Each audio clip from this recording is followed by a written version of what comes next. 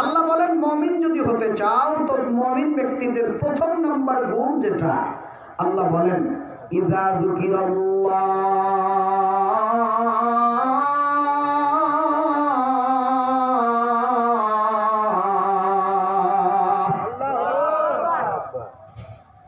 আল্লাহ পাকের জিকির যখন করা হয় ওয়াজিলাত কুলুবুহুম, মুমিন যারা তাদের অন্তরটা থরথর করে কেঁপে ওঠে, মোচড় দিয়া ওঠে। বহু মানুষ আল্লাহর কোরআন তেলাওয়াত শুনলে চোখের পানি ঝরায়, আছে না নাই? মক্কা মদিনার কথা শুনলে চোখের পানি বের হয়ে আসে। তার মানে আল্লাহর যে কোনো নিয়ামতের বয়ান করলে চোখ দিয়ে পানি বের হয়, অন্তরটা নরম হয়ে যায়, শীতল হয়ে যায়। এই গুণ যার মধ্যে আছে আল্লাহ নিজে বলেন তুমি প্রকৃত মুমিন। সুবহানাল্লাহ। আল্লাহ পাকের ভয় সিনার মধ্যে অবশ্যই রাখার দরকার আছে যদি মুমিন যদি হতে চান। তার একটা জ্বলন্ত প্রমাণ, আল্লাহ পাকের প্রকৃত ভয় থাকলে মানুষের মধ্যে একটা পরিবর্তন চলে আসে। আপনি মনে করবেন দুনিয়ার সকলের চোখ আপনি ফাঁকি দিতে পারবেন, কিন্তু তার চোখ কি আর কখনো ফাঁকি দেওয়া যায়? এই যে এই বিশ্বাস, আল্লাহর চোখ দিয়ে ফাঁকি দেওয়া যায় না, এই ইয়াকিন আর বিশ্বাস যদি অন্তরে থাকে তো মুমিন হওয়ার চান্স এখনো আছে। কিন্তু ওই আল্লাহ রাব্বুল আলামিনের প্রতি ওই আস্থা বিশ্বাস এটাই তো আমাদের নাই। এই ভয়টা যদি থাকতো, এই বিশ্বাস যদি থাকতো, অন্যের মাল কখনো আত্মসাৎ করতাম না, গরিবের হক কখনো লুটে ফুটে নিয়ে বিদেশে পাচার করতাম না। আল্লাহ রাব্বুল আলামিনের প্রকৃত ভয় যদি আমার আপনার সিনার মধ্যে থাকতো, রে বাবা আমার দ্বারা কখনো একটা গরিব মানুষ কখনো হয়রানির শিকার হইতো না। এ মুসলমান ভাইরা আমার, আল্লাহ রাব্বুল আলামিনের প্রকৃত ভয় কাকে বলা হয়? জ্বলন্ত প্রমাণ হযরত ইউসুফ আলাইহিস সালাতু ওয়াস সালামের জামানায় তার নিজের একটা ঘটনা।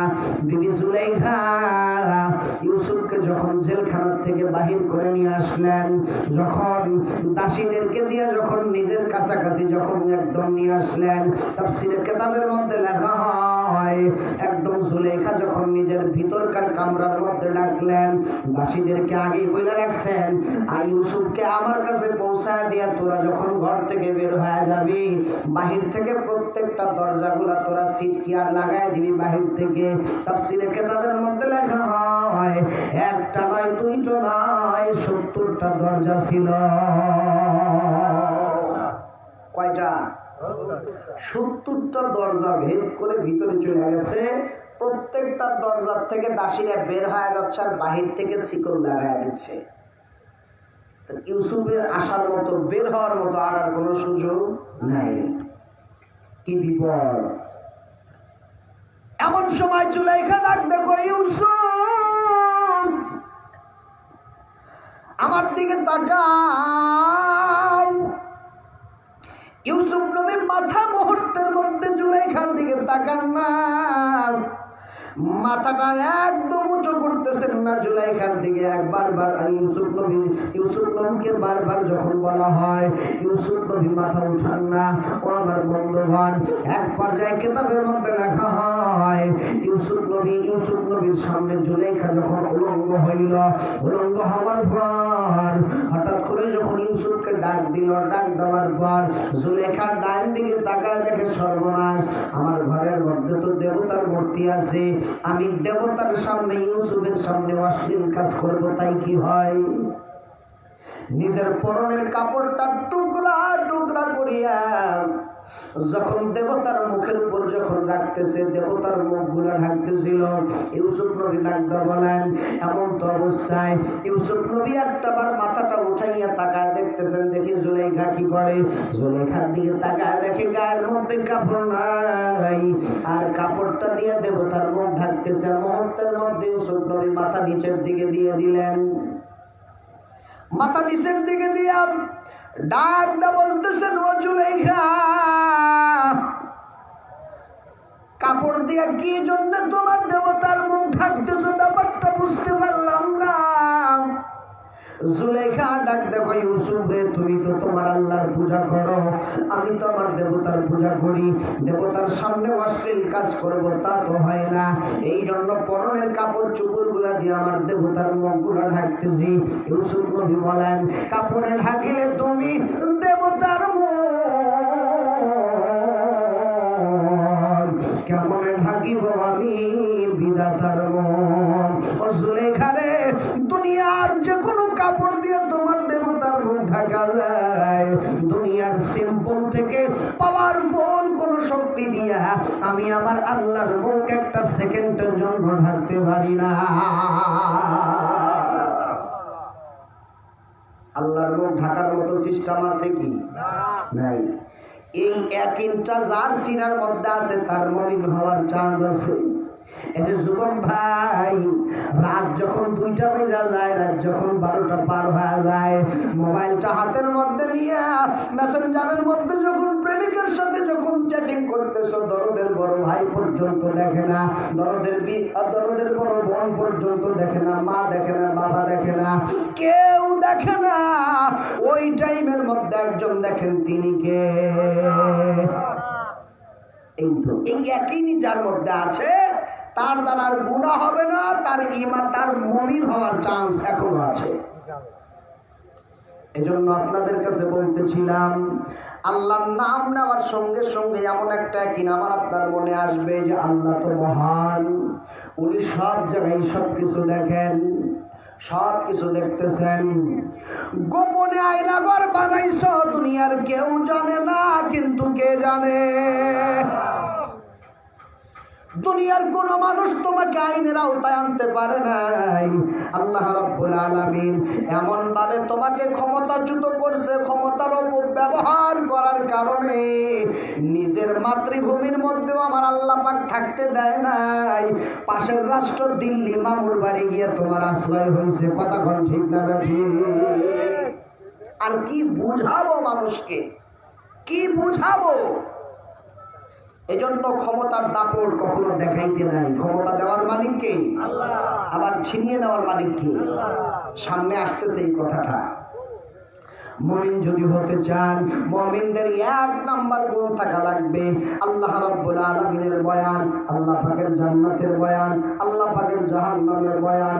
এই বয়ানগুলা করলে অন্তরের মধ্যে যেন একটা ভয়ের ভাব হয়, অন্তরের মধ্যে একটা কম্পনের ভাব হয়। এটাই যদি হয়, টেনশনের দরকার নাই, এখনো আল্লাহর আদালতে মুমিন হওয়ার চান্স আছে। ছোট্ট একটা ঘটনা বললে আপনাদের ভালো বুঝা আসবে। আমার বড় হুজুর, তার ক্লাসের মধ্যে পড়েছি মিশকাত শরীফের হাদিস, হুজুর পড়াইছেন। আম্মা জান আয়েশা সিদ্দিকা রাদিয়াল্লাহু আনহা, উনি রাসূলকে বলছেন, হুজুর সাহাবায়ে কেরামদেরকে আপনি কত সুন্দর সুন্দর বয়ান শোনান, কিন্তু ওই বয়ানগুলা কিয়ামতের বয়ানটা কেমন হবে, কিয়ামতের চিত্রটা কেমন হবে, আমাকে যদি একটু বলতেন, আমি একটু শুনতাম আর আমার ঈমানটাকে তাজা করতাম।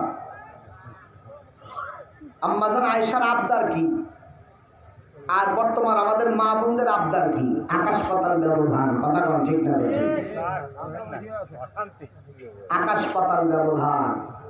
আম্মা জান আয়েশা বলেন, হুজুর কিয়ামতের ময়দানটা কেমন হবে, কিয়ামতের চিত্রটা কেমন হবে, আমাকে একটু শোনান, আমি আমার ঈমানটাকে তাজা করতাম। আর আমাদের মা বোনদের আবদার হলো ওইরকম, রাত গভীর হয়ে গেছে, রাত্রিবেলা স্বামীরে খাবার দিছে, বিছানায় চলে গেছে, কোনদিন মাথার চুলগুলো হাতায় না কইলে আজকে বলা ছাড়াই মাথার চুলগুলো হাতায় দিতেছে, পায়ের নখগুলো টেনে দিতেছে। কিন্তু ঘটনা কি?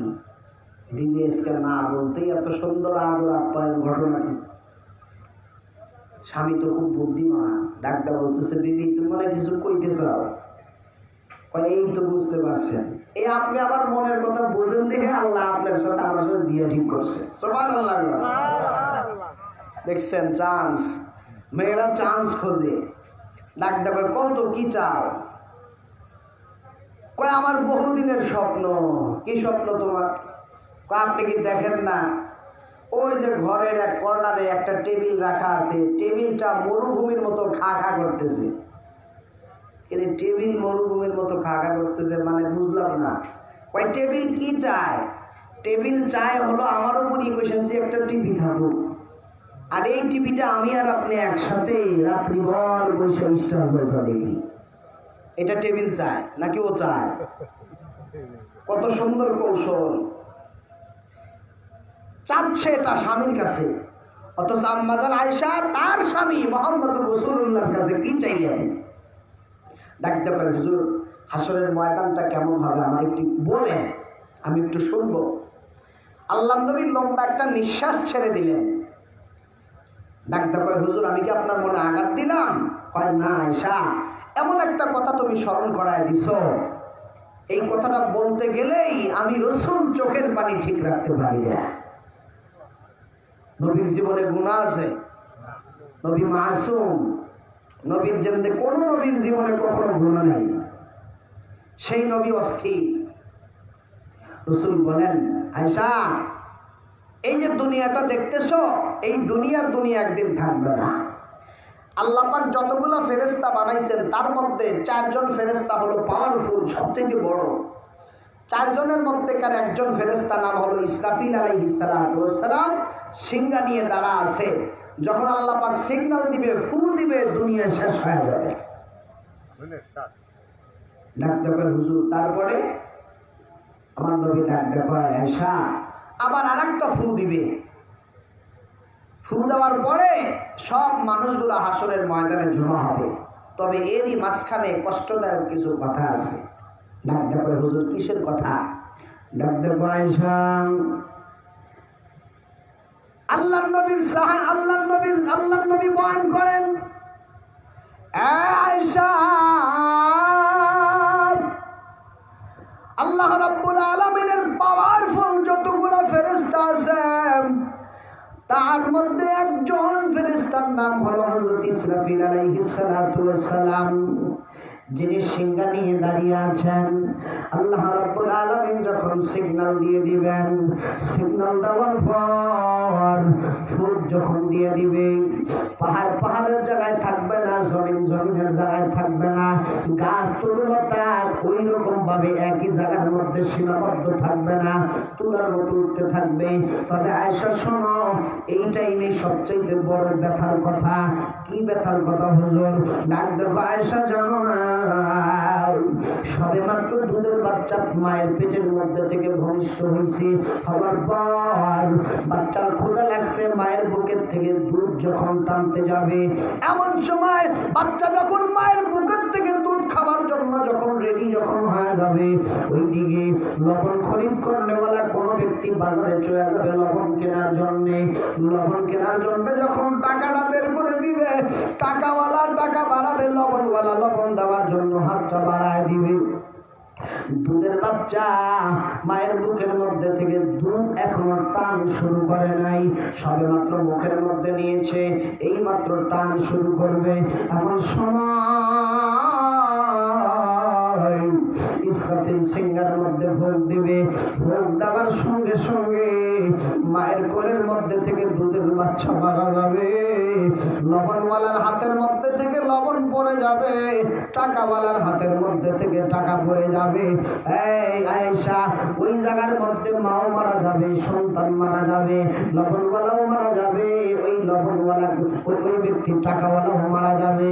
এ আয়েশা, ফুক দেওয়ার সঙ্গে সঙ্গে দুনিয়া শেষ। আবার যখন দীর্ঘদিন অতিক্রম হওয়ার পর আবার যখন ফুক দিবে, ফুক দেওয়ার পর আগের জামানায় বৈশাখ মাসে আউশ ধান যেমন করে গজায় উঠছে, ওই রকম ভাবে হাসরের ময়দানে প্রত্যেকটা মানুষ আউশ ধানের মতো গজায় উঠবে। হাসরের ময়দান হবে আরাফাতের ময়দান, জামালে রহমতের উপর হবে আল্লাহ পাকের রাজ সিংহাসন। ফুক দেওয়ার সঙ্গে সঙ্গে সব মাখলুকাত গুলা যখন দাঁড়িয়ে যাবে, ডাকতে পারে, হুজুর তারপর কি হবে? আমার নবী চোখের পানি ছেড়ে দিয়ে ডাকতে পারে, আয়েশা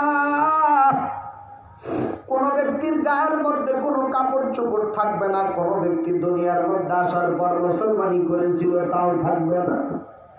মায়ের গর্ভের থেকে যেমন ভূমিষ্ঠ হয়েছে ওইভাবেই হাসরের ময়দানে দাঁড়িয়ে যাবে। আম্মা জান আয়েশা ডাকতে কয়, হুজুর জানতে চাই, আর রিজালু ওয়ান নিসাউ জামিআন, হুজুর পুরুষ এবং মহিলা সবাইকে একত্রিত জমা হয়ে দাঁড়াবে। আমার নবী ডাকতে কয়, আয়েশা। আম্মা জান আয়েশা চোখের পানি ঝুরঝুর করে ঝেড়ে দিলেন। ডাকতে কয়, হুজুর কি লজ্জাস্কর কথা, কি জন্য লজ্জা পাও?